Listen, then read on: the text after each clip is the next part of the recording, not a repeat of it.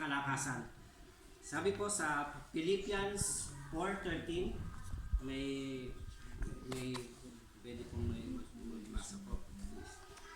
Matun sa likod, anak yan. Lahat. Doon sa nagpapalakas sa Amen. Napakalino po. Napakaganda po ng salita ng Diyos. Na I can do all things through Christ who strengthens me. Talaga po, kumbaga para ka sa paghawakan, no? Kumbaga minsan, although na dumadating nga tayo na tayo ay napapagod, na yun nga, sa dami nating iniintay, na minsan nakalangan natin ng Diyos ko. Katulad na lang nga sa mga trabaho o sa mga kabataan, sa makarating nga ako ng 18 para magka-GF na ako, BF. Diba? May ganun paghihintay. Diba? Pero napakasarap ng pangako ng Diyos na lahat ay magagawa natin kung kasama natin siya. Amen. Pero kung sa atin nga lang, kung tayo hawakan natin yung mga sarili nating kakayahan, sa mga sarili nating kalakasan, tayo ay may expiration. Sa gusto, kahit sabihin natin, i-claim natin na immortal tayo ay napapagod. Ito ang nature nating mga tao, di ba? Amen. At kung minsan, dumaras sa ating mga problema, gusto mo nang bumigay, hindi na natin kaya, katulad nga ditong ng ating pagtitipon about sa Bible School, yung Devotion. Devotion ng Bible School. Ako sa sarili kong sa totoo lang, gusto ko mag-Bible School pero gusto ko lang pumasok. Alam ko ng asawa ko yan. Pag exam na, yan na ang aming Battle of Armageddon. Kasi sinasabi ko, Armageddon. yan, Battle of Armageddon. Talaga, sabi ko, Amore, bakit pa kailangan mag-exam? Balintawak muna. Sabi ko, pwede pumasok ko lang tayo, tsaka napapag-usapan naman, bakit kailangan pa mag-exam? Hindi naman pag nag-pastor ka, hindi ka naman mag-exam pa lang, Pero, yun nga, sabi nga sa kanya, Amore, siyempre, para ma-remind ka, pero sa kanya yun, para sa akin, ayoko na nag-exam dahil, gusto ko lang pumasok. Papasok ako ay volunteer. Pero pag-exam na pero baguhin ng Diyos ang aking. Amen. Dahil minsan nga tayo, ayun nga, ako'y napapagod. Minsan nga, wala naman tayong mag-aral. Pero salamat sa Diyos at patuloy na nakakapasok pa rin dito sa Bible School. Amen. Amen. Malino po ba sa atin na unawang? Amen. Amen. Okay, number 3 na po tayo. Ang bilis naman. Alam mo, 5 hours na. Hindi, kaya nga tinatagal-tagal lang po tayo. Aqua. Aqua ba? Number 3 po ay, sapagkat bibigyan niya tayo ng katatagan upang makalipad tayo tulad ng isang agila. Amen. Di ba po ang agila po, di ba inihalin tulad din ang agila sa ating Panginoon. Di ba, salam, di ba lang? Like, di ba po like din ang Lord pero dito parang ginamit din siya parang bilang isang agila dahil po ang agila po according po sa akin research sa kay Mr. Google ang agila po, alam niyo po ba ang karakteristik ng agila ay nakakalipad siya ng 10,000 feet. Gano'n siya kataas mo at saka, ha? Gano'n kataas? Hindi ko po alam kung mami kung kakataas mo ito. Talaga ba, Kuya Kim? Talagang mataas siguro. 10,000 feet, gano'n kami. 10,000 mataas na mataas. Tsaka siya lang ang unikang ibon, yun nga, according kay Mr. Google, na naratsa ng ibon, nga eagle na nakakalipad ng 10,000 feet epoy, siya lang ang nakakaano sa bagyo. Na nakakasugod siya kahit Malakas ang hangin. Oo. At hindi lamang sa bagyo, above pa ng bagyo. Amen. Amen. Ganun siya. Above the storm. Yun nga, above the storm. Ganun siya lumilipad. Po, sabi din dito, hindi sila nakikihalubilo sa mga ibang ratsa ng ibon, katulad na lang ng kalapate. Di ba pa kung mapapasin natin ang kalapate, gusto na lagi sa sahig sa Sa baba. sa lupa. Di ba sa lupa, tuka lang sila ng tuka. Nag-aabang. Gusto lang nila kain ng kain.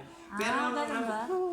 Pero ang agila, gusto lagi nila lumilipad at naghahanap sila ng fresh meat o fresh na makakain. At ang agila po ay hindi kumakain ng patay na hayop o bagay. Hindi nga alam yun, no?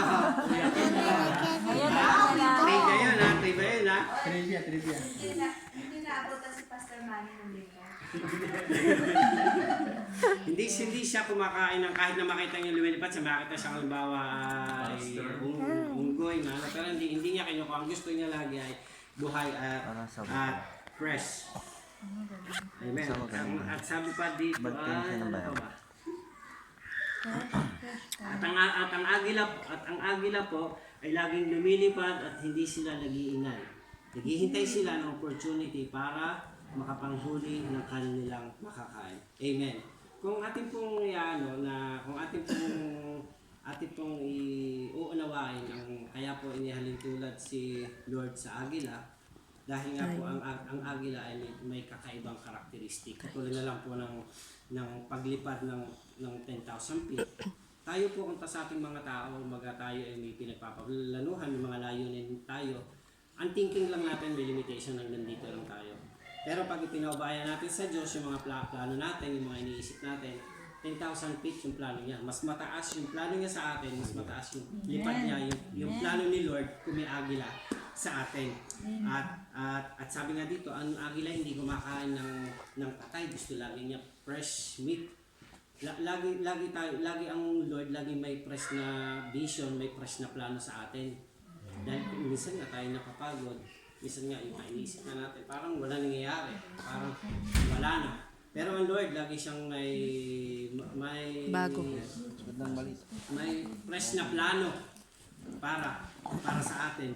At dito nga, yun yung isa na ang agila nga ay hindi siya nakikihalubilo katulad sa mga kalapate dahil katulad nga sa mga kalapate, kumbaga kung sa ating mga tao, ang kalapate ay sa lupa lang, pero ang eagle ay Lipad ng lagi lipad. siyang lumilipad at naghahanap ng makakain. Hindi siya nakikihalubilo na katulad na lang natin na tayo dito tayo mga Bible school student. Napakapapalad natin na although every week o every Sunday tayo nakakasimba, may word of God. Pero ang tayong mga Bible school student, na mapalad tayo dahil although na ito yung naririnig na natin, mapalad tayo dahil sa Bible school, nahihimay isa-isa. Amen. Nahihimay isa-isa yung ating mga pinag-aaral. Unlike sa pag normal service na limited lang. Pero pag ikaw talaga umupo, ikaw ay nag-aral, para kang isang agila na lagi kang fresh na naghahanap ng pagkain. Hindi lang yung katulad na lagi lang tayo nasimba kung may kalapate na kung ano lang yung meron yun, tuwing ko lang sisimba ko. Yun lang ang ating makakain. Kaya inihalin tulad tayo sa agila. PowerPoint pa, oh. Ayan sa likod mo, atin po. Wow, may PowerPoint. Our national yan, ha? Amen. Kaya ginamit niya. Kaya ginamit niya ang agila. At tayo ay tayong mga nanditong mga Bible school, we are the great leader and great problem solver. Sino pang naniniwala doon? Amen. Amen. Dahil yun nga, tayo nga ay mapapalad nga tayo na sa ating pag-upo, tunay nga na nahihimay natin ang ating mga pinag-aaralan. Hindi nga katulad ng every Sunday na may limitation. Ang pakikinig natin na salita ng Diyos. At ang leader po ay handang humarap sa pagsubok gaya ng isang agila na sumusugod sa bagyo. Amen. Sino ang leader na gano'n? Amen. Amen. Amen. Papayo. Tayo pong mga leader, ang mga leader ay handang humarap sa pagsubok gaya ng isang agila na sumusugod sa bagyo. Amen. Amen. Amen. Dahil nga naway parang maging agila tayo na kahit anumang pagsubok, kahit anumang problema, handa nating harapin. Kumbaga, lagi lang tayong humawak sa Diyos na mapagdaanan natin ang ating mga pag-iintay, ang ating mga suliranin, ating mga pagsubok, ating pinagdadaanan sa buhay. Nawa ay huwag tayong manghina at huwag tayong sumuko. Kaya natin pagtagumpayan ito sa tulong ng Diyos. Amen. Amen. Kaya nga, ito na po. Sa akin po pagtatapos. Basta't maghintay ka lang. Amen. Kaya nga po, sa akin pagtatapos, kaya nga sa ating nararanasan kapaguran o paghihina, ito po ang pinapaalala sa atin ng Diyos. Na nga yung tatlong ating napag-aralan. Number 1 is, ano yung number 1? Number 1 is, siya ang walang hanggang Diyos na kahit kailanman ay hindi nagbabago. Number 2 is, sapagkat ang pangako ng Diyos ay bibigyan niya tayo ng kalakasan. Number 3, sapagkat bibigyan tayo ng katatagan upang makalipad tayo katulad ng isang Amen. tulad ng isang Agila. agila. At ito bang iwan kong verse sa inyo sa bawat isa sa atin na habang tayo ay tapat na naglilingkod sa Panginoon. At itong basahin yung Isaiah 60 verse 22. Nalimutan na ako. Patapos na eh.